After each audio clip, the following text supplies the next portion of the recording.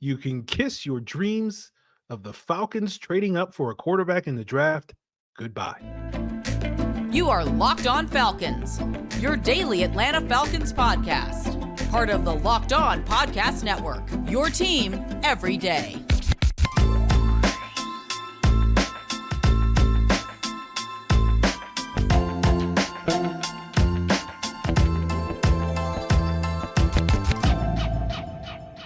Welcome back, everyone, to another illustrious episode of the Locked On Falcons podcast, your daily Atlanta Falcons podcast, part of Locked On Sports Atlanta, your team every day. And today's episode is brought to you by FanDuel.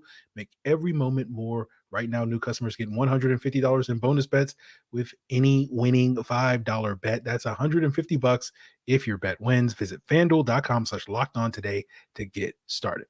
So, guys, if you do not know me, I'm your very humble host, Aaron Freeman, aka Mr. Drew, aka Sirius Black, aka the Jolly Green Giant, aka Mr.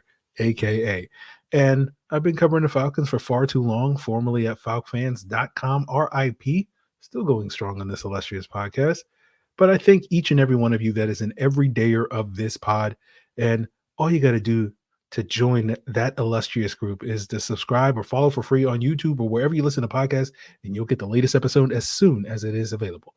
So, guys, today's episode, we'll be looking at the testing number for the top 4 edge rushers in this draft class. Dallas Turner out of Alabama, Jared Verse out of Florida State, Latu of UCLA, and Chop Robinson out of Penn State. We'll break down sort of what those numbers sort of mean and sort of match the film to what the testing means, because that's ultimately, at the end of the day, you still got to rely on the film, but the testing can kind of confirm and enhance some things. But we're going to start off today's episode talking about the fact that, plan A is out the window now, right? And plan A referring to what I've talked about before with the Falcons' plans at quarterback, plan A being their ideal option, which is to trade up for a quarterback.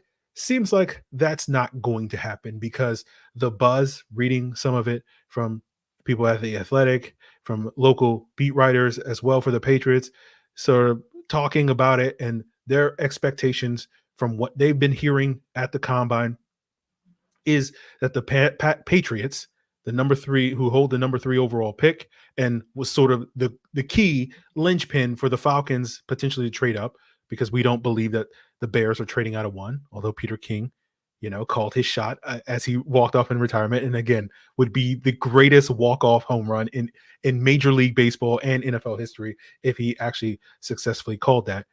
But we also don't think Washington's going to trade out of 2. And so it was really, New England needed to do something weird or different at 3 in order to facilitate the Falcons' ability to get one of these top 3 quarterbacks in the draft, of course, being Caleb Williams of USC, Drake May of North Carolina, and Jaden Daniels out of LSU. But basically, what the Patriots people are saying is the Patriots' plan, from what they've gleaned at the combine, is to take a quarterback at 3. And one sort of dot connecting was that they'll sign a bridge quarterback, and they'll, wait and see who basically Washington takes at 2, because again, the presumptive favorite for the number 1 pick is Caleb Williams for the Bears. And so it's just going to be a question of who Washington takes at 2. My personal opinion, sitting here on leak day, February 29th, is that it'll probably be Drake May. But again, we got 8 weeks till the draft for that to figure out. But they're going to take whoever QB3 is. They'll sign a veteran. The article I read today was like, because their new OC is Alex Van Pelt from the Browns, who's worked with Jacoby Brissett and Joe Flacco the last 2 years, it'll probably be one of those 2 guys to come in and be a bridge to whoever that quarterback winds up being. But we probably know by the time we get to October, that guy will probably be starting, as is often the case when you have a top 10 pick at the quarterback position. So that pretty much ruins if we're going to get quarterback 1, 2, 3, and that seems to be the general consensus on what the expectation is for this draft. That's going to pretty much kill any hopes for the Falcons to trade up in this draft. That's basically all I'm saying. Now, of course, there's 8 weeks till the draft. As I'm sitting here on Thursday, Leap Day, February 29th, exactly 8 weeks until the draft, right? As I'm recording this, we're getting to the point where, like, middle of the first round, exactly 8 weeks from now, on Thursday night.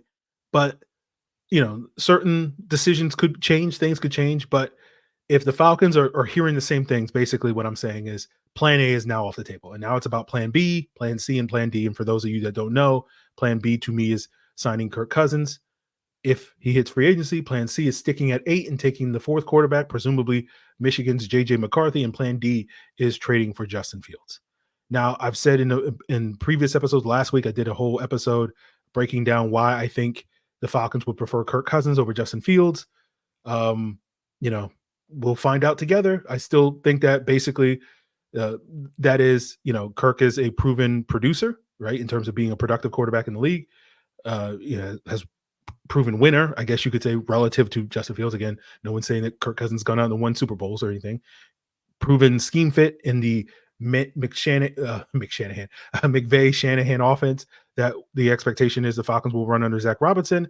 And you also have a lot more familiarity with several people on the coaching staff and in the front office from times in Washington than you do with Justin Fields. Of course, Ryan Pace, the shadow GM of the Atlanta Falcons, who's, the secret behind Terry Fontenot, of course, drafted Justin Fields in Chicago. But you have Kyle Smith, who's essentially the assistant GM from Washington, Raheem Morris, Ike Hilliard, also part of that Washington staff when Kirk Cousins was there as well. Not to mention DJ Williams, the assistant quarterback coach, is the son of Doug Williams, who also is a high-ranking, sort of person in Washington, although Doug was not the world's biggest Kirk Cousins fan, at least based off of some quotes I read after Kirk Cousins left in 2018.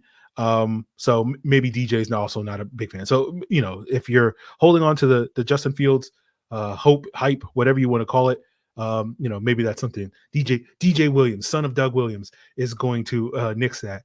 We'll have to sort of see. But I think part of the reason why, Justin Fields in particular is so attractive to people, because the reality of the situation is, and we're talking about it with, plan A being out the window.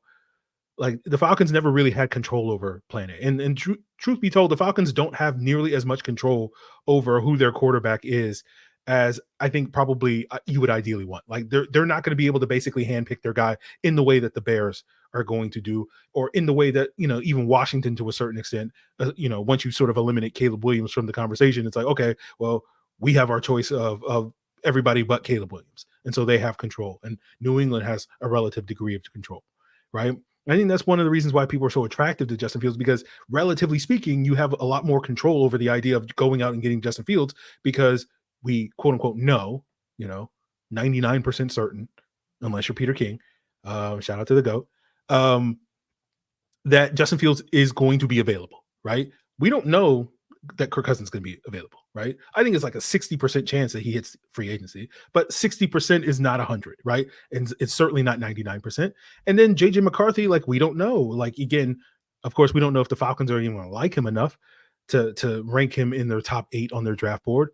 But at the same time, there will be, seemingly, again, if we're assuming that the first 3 picks are going to be quarterbacks, there's going to be like 4 more opportunities. Yeah, 4, I can do math.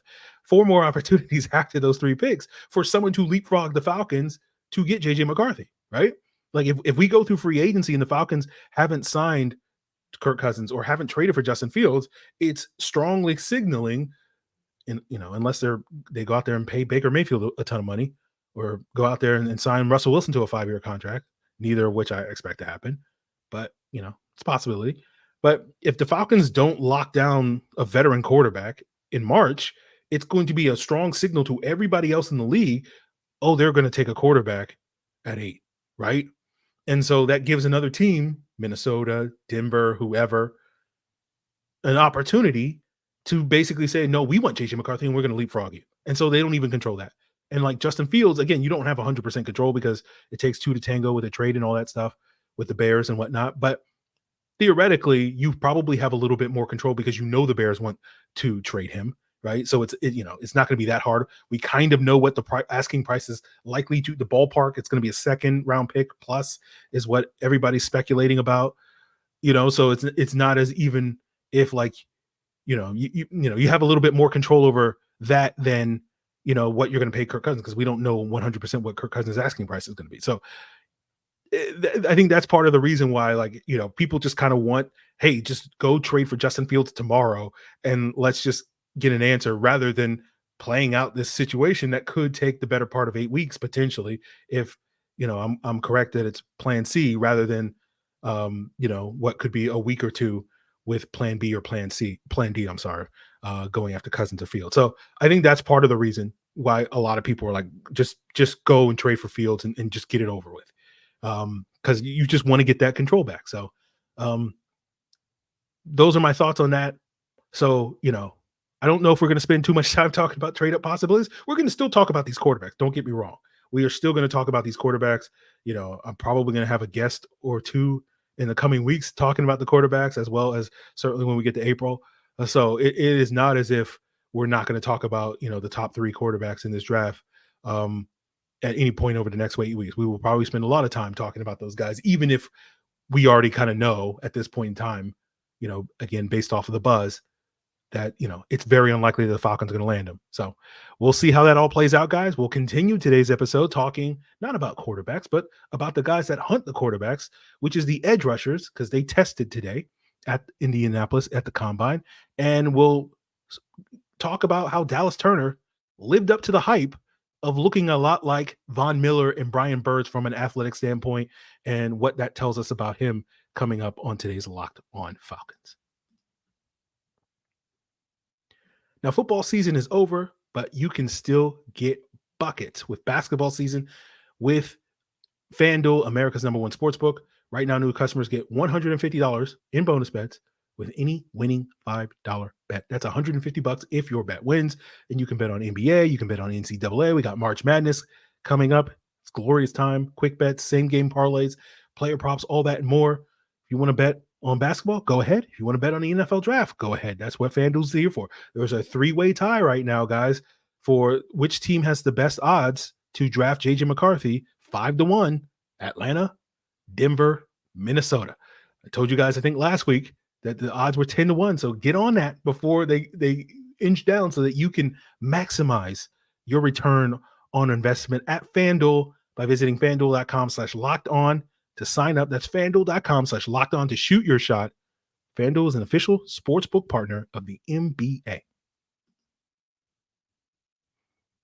Now, guys, Locked On has launched the first ever national 24/7 streaming channel on YouTube, and now it's also available on Amazon Fire TV in the free Fire TV channels app. Locked On Sports Today is here for you 24/7, covering the top sports stories of the day with the local experts, all on Locked On, plus our national shows covering every league. Find Locked On Sports Today, now available on the free Fire TV channels app. Check out Locked On Sports Atlanta's 24/7 streaming channel as well here on YouTube as well. So, we got our first testing numbers, right? A couple of years ago, the NFL switched up the format. I think it used to be like running backs and O linemen did the first day, but they were like, that's not making enough money. Let's switch it up. Let's get those pass rushers. Let's get those defensive players out there first and foremost. And now it's, D linemen and linebackers. So that includes interior D linemen, edge rushers, and off-ball linebackers. As, us in the modern parlance, the NFL still is living in the 1970s or probably 1990s. That's probably fair. With still designating D linemen and linebackers and putting edge rushers, splitting those in the group. But that will be a rant for another day. But, there were 3 premier edge rushers in this draft. We'll talk about the 4th guy in Chop Robinson as well. Dallas Turner of Alabama, Jared Verse of Florida State, Latu of UCLA. Those are all 3 guys that, depending on who you look at, I don't think there's a consensus edge one. You probably lean Dallas Turner a little bit on that. Just the sort of consensus, but they're all kind of stacked together in that group, and they're all potential options for the Falcons at 8. And when we sort of watching the film, and we talked a little bit about all 3 of these guys a couple of weeks ago in the pod, but to me, Dallas Turner to me has the high ceiling, and because from a film standpoint, he looked like a freakish athlete, right? And I was very curious to see if he would live up to that in the measurables. I think compared to him, Jared Verse and Latu are much higher floors as far as their pass rushing goes, because I think both of those guys have a more polished pass rush plan than Dallas Turner does. Dallas Turner is just kind of, relying purely off his length and athleticism rather than just being I'm stringing moves together. And Verse and Latu do that, right? They do an excellent job doing that. And I was curious to see how those guys would test. We'll talk about them later in the episode. But Turner definitely lived up to the hype, right? Talking about I said on a podcast earlier, like in terms of where he's expected to measure in, and you look at other first round edges, sort of Von Miller and Brian Burns are kind of the premier sort of sub 250 pound edges from an athletic standpoint that we've seen go in the first round. Dallas Turner measured at 6'2" and 3/4 inches, 247. And you compare that to Von Miller, who measured in, back in 2011 at 6'2" and 5/8 inches and 246. So 1/8 of an inch taller than Von Miller and 1 pound heavier than Von Miller in terms of Dallas Turner. So he came in from a size standpoint, but the really thing that stood out about Dallas Turner was the length. 34 and 3/8 inch arms, but the wingspan was 83 inches. That's almost 7 feet. For the point of comparison, guys, Kyle Pitts' wingspan is 83 and 3/8 inches. So 3/8 inch longer, despite being 3 inches shorter, right? And Turner is 89th percentile from a wingspan standpoint for edge rushers, according to mockdraftable.com. And I'm going to throw out some other percentile numbers, and they all come from mockdraftable.com, a great website, especially this time of year. Now, Turner ran fast, 4.4, 640. That's 98th percentile, right? Compare that to Miller, 4.42. Brian Burns, 4.53. So he's right in the middle of those two guys from a speed standpoint. Right, 40.5 inch vertical for Dallas Turner. That's 97th percentile. That blows away both Von Miller and Brian Burns, who are at 37 and 36 inches respectively. A 10.7 broad jump for Dallas Turner. That's 93rd percentile. Von Miller was 10.6. Brian Burns was 10.9. So again, right there. And so when we go back, and as I said earlier, this offseason, Dallas Turner, I think, is going to test in a similar capacity as Von Miller and Brian Burns seem to nail that, at least in terms of the speed and explosiveness, right? I don't think Turner ran any agilities. The agility scores kind of trickle in late because it's like the last thing that players do at the combine, and a lot of guys opt out after a very long day that they typically have. And so we'll see if those emerge over the next day or so.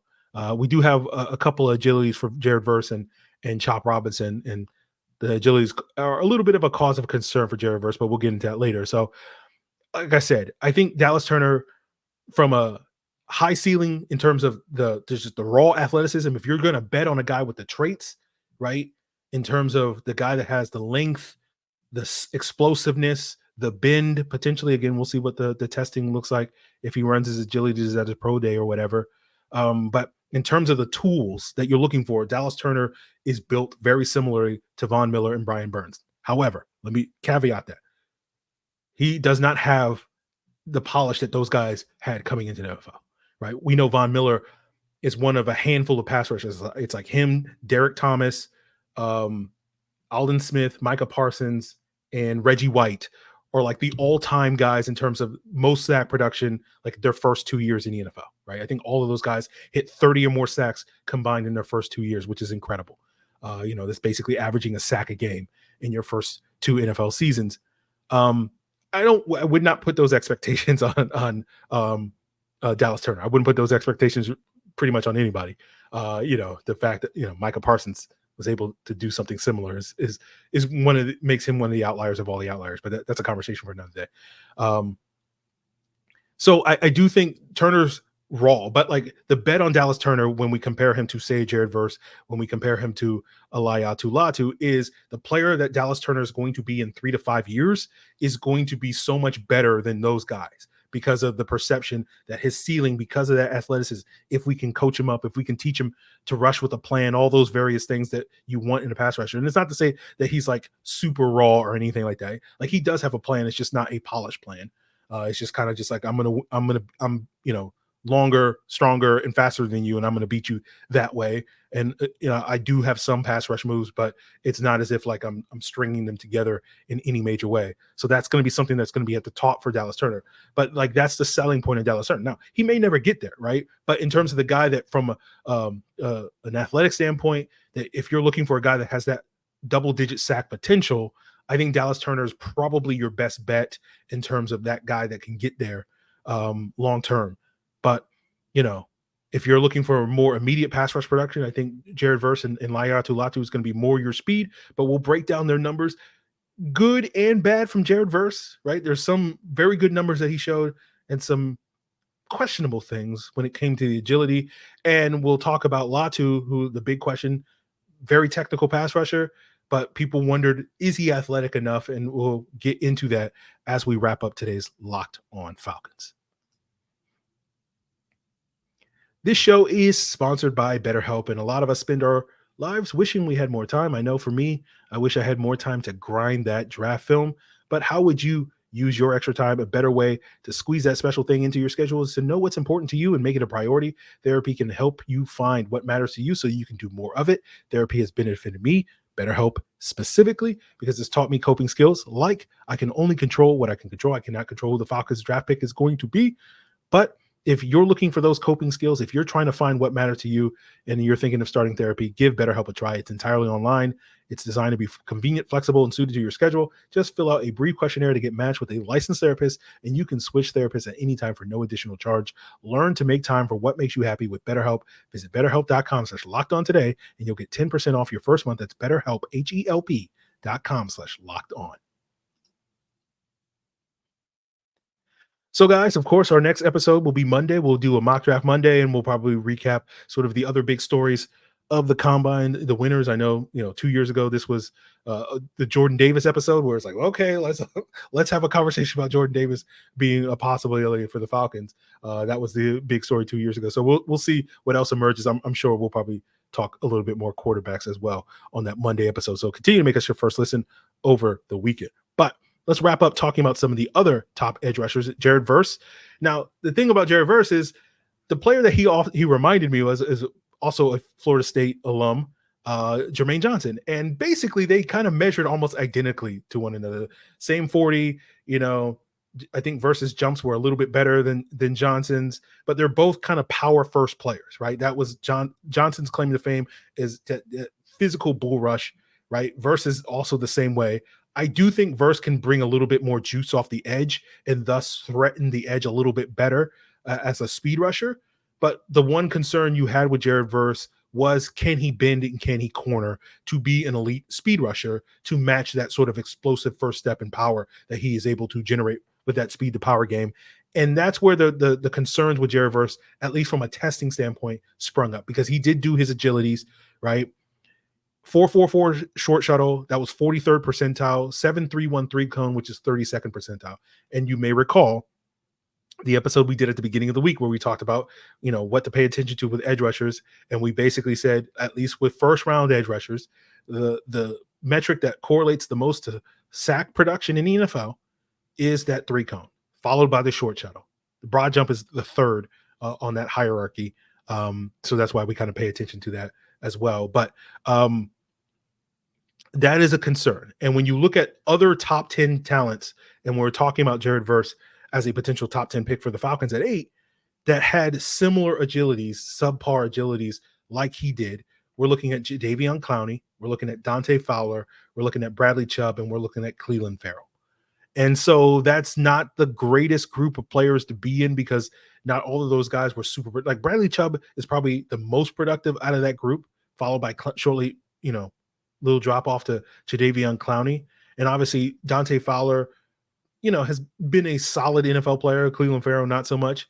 And so I know I say that and immediately red flags are going off. Like, I don't want, I'm out on Jared Verse or whatever, but I want to make it clear. Like, these agility scores are not predictive. It's just they correlate, right? Correlation is not causation. I'm not trying to sit here and say, but when I look back at the list of first round edges since 2010, and that's where my data goes back to, there aren't any premier pass rushers that ran a slower 3 cone than 7.25, right? Like the 3 best that you would say of the first round edges that had a 7.25 or slower 3 cone, and Verse at 7.31, were Clowney, Chubb, and Rashawn Gary.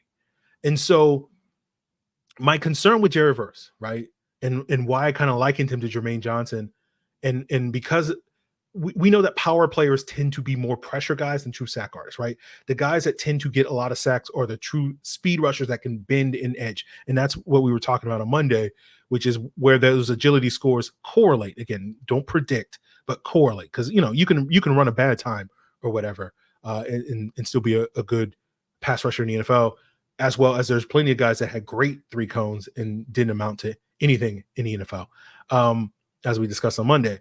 But that was my one concern with Jared Verse. Like, is he going to be more of a pressure guy in the NFL? And I think he could be an outstanding pressure guy, but does he have that sort of elite speed and bend to sort of corner so that he can go from, bending that edge and turning the corner, getting the sacks, rather than being a bull rusher? And the thing about a bull rusher, and this is, you guys remember this well from the Tack McKinley days, like getting a lot of pressure, but not getting a ton of sack production during that time. As bull rushers, you can knock that offensive tackle back into the quarterback, but it's hard to disengage from that guy because there's a human being, usually a 320-pound human being, between you and the quarterback that's going to prevent you from getting the sack unless you can knock the offensive tackle into the quarterback, right? So that's why power guys and bull rushes typically are not necessarily high-level sack guys. Brandon Graham is probably the best example of this, where he's played in the league for 12 years and has had one double-digit sack season. I think it was 2 years ago